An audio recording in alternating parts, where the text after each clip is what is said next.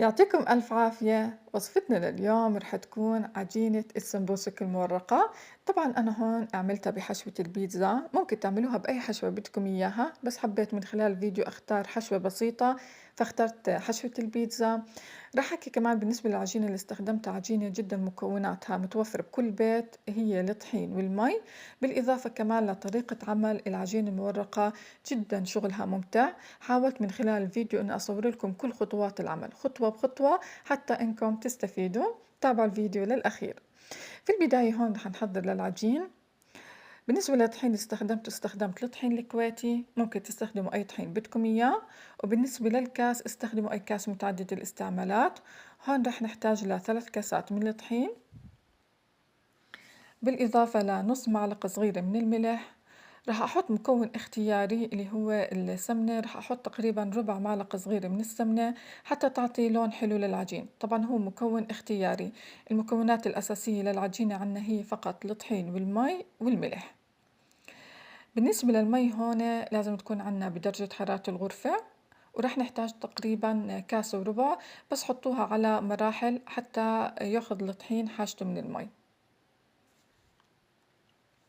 نستمر في العجن حتى تتشكل معنا عجينة متماسكة. هون رح أتركها ترتاح تقريبا نص ساعة، وبعديها أشتغل فيها. هيك عندي بعد ما ارتاحت نص ساعة، كل ما ريحتوها بتعطيكي نعومة، يعني العجينة بتصير ناعمة، بتصير مثل ملمس المعجون، بتعطيكم شغل منيح. طبعا أكثر إشي بتخلوها ترتاح ساعة، وأقل إشي بتخلوها ترتاح نص ساعة. ما تطولوا عليها أكثر من هيك، لأنه ممكن لون العجين يتغير، يصير لونه على رمادي. هيك عنا العجينة صارت جاهزة. هلا هون رح نبلش بتقطيع العجين. بالنسبة للتقطيع هون رح نحاول إنه نقطعها كرات صغيرة. تقريبا هون أنا عملت عندي 16 كرة. رح ناخذ كل قطعة ونحاول إنه نعملها بشكل دائري. زي ما حكيت لكم أنا هون عملت عندي تقريبا 16 كرة.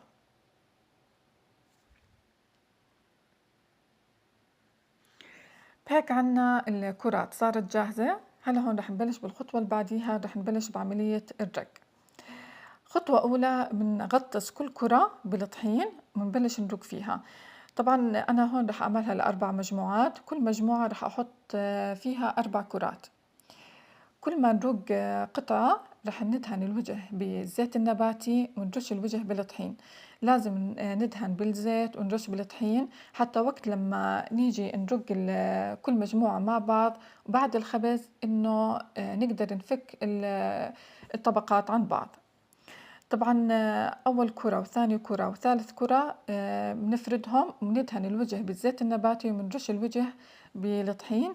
آخر كرة بس لما نيجي نرقها بنرش الوجه بس بالطحين. حاولوا إنه تكون يعني الدوائر إنها تكون تقريبا بحجم متساوي. هون الكرة الأخيرة رح أغطسها بالطحين وأفردها وأرش الوجه بس في الطحين. زي ما حكيت لكم عملت عندي أربع مجموعات.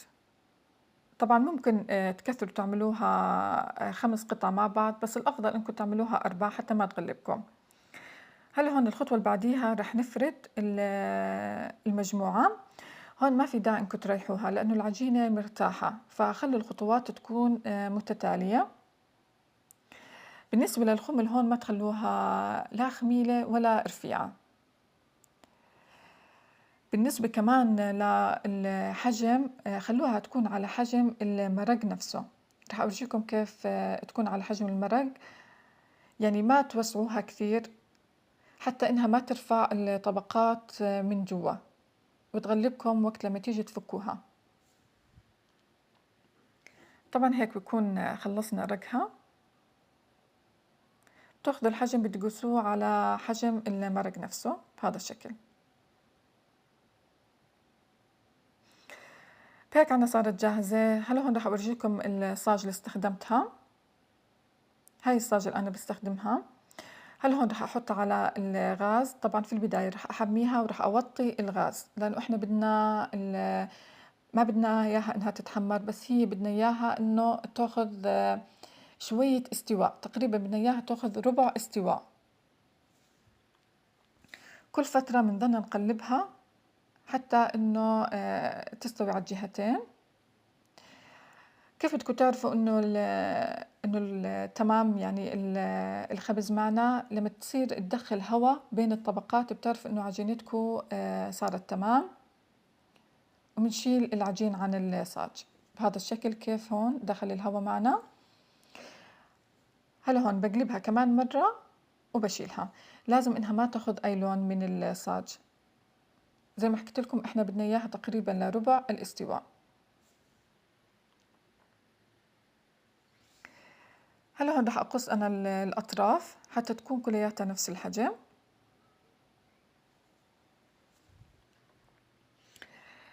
بدي رح أحكي شغلة مهمة هون، لما نيجي نفك الطبقات لازم تفكوها وهي سخنة، يعني ما تتركوها تبرد بعدها تفكوها. وبلشوا حاولوا من الأطراف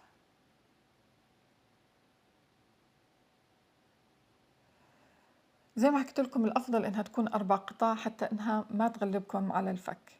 عملية الفك جدا بسيطة، بس شوي شوي أنتوا عم بتفكوا فيها. بالنسبة للسمبوسك، عجينة السمبوسك اللي بنعملها في البيت إيش بتفرق عن برا؟ بتحسوها أبدا ما بتشرب زيت، كمية الزيت اللي بتشربها كتير قليلة، وطعمها يعني بغض النظر عن الحشوة اللي بدكم تحشوها فيها جدا لذيذ. وما شاء الله يعني الكمية اللي بتعملها جدا كمية وفيرة، يعني من 3 كاسات طحين بتعملوا كمية منيحة منها. بعد ما نفك الطبقات لازم نغطيها، لازم تتغطى حتى إنها ما تنشف أبدا. أنا هون رح أرتبهم فوق بعض بالصحن وأغطيهم كثير منيح.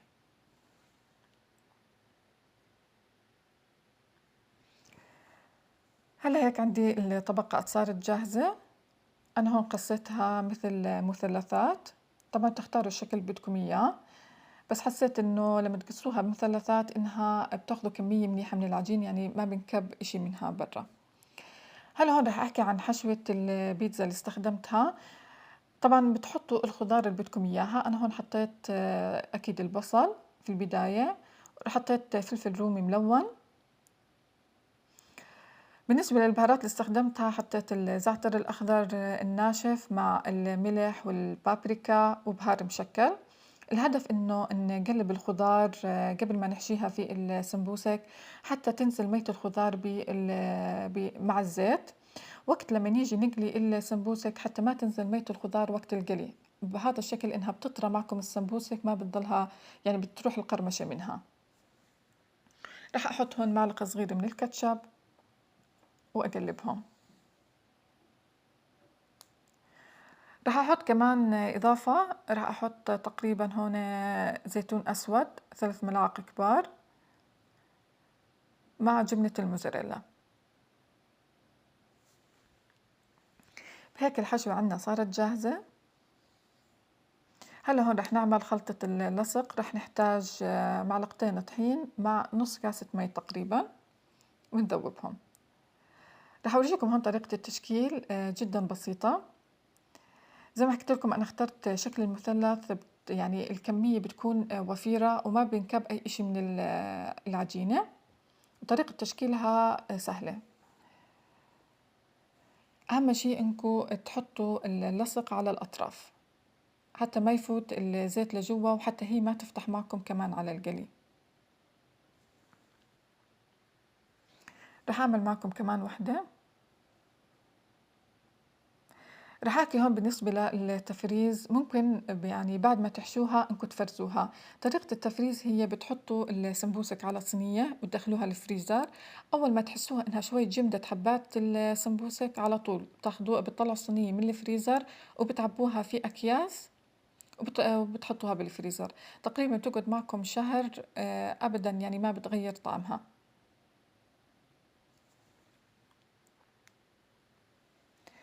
هيك عنا السمبوسك صارت جاهزة. هلا هون رح نحضر للقلي. أكيد ممكن تشووها، ممكن تحطوها بالفرن وتشووها، بس بتغمروا يعني بتحطوا كمية زيت منيحة بالصينية، وبتدهنوا الوجه كمان كمية منيحة من الزيت. هلا هون أنا رح أقليها. بالنسبة للقلي هون رح نقليها بزيت غزير وحامي، بس درجة حرارته بنخليها على الوسط، لأنه السمبوسك هي بسرعة بتتحمر معنا، فالأفضل إنها تكون الزيت حامي، بس النار بتكون عنا على الوسط. وظلكم قلبوا فيها، يعني ما تتركوها.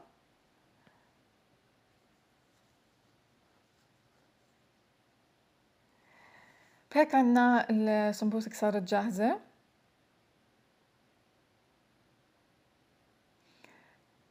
ما تتخيلوا طعمتها بجد رائعة، وطعم البيتزا فيها جد شهي. رح أورجيكم إياها، يعني طلعت بتقرمش، وطعمها يعني بصراحة أحسن 100 مرة من الجاهز. الجاهز ممكن نستخدمه وقت السرعة، وممكن هاي تعملوها في أي وقت بدكم إياه. إن شاء الله إنها عجبتكم الوصفة، وإن شاء الله إنه عجبكم الفيديو. وإذا عجبكم الفيديو ما تنسوا اللايك للفيديو والاشتراك بقناتي، ويعطيكم ألف عافية.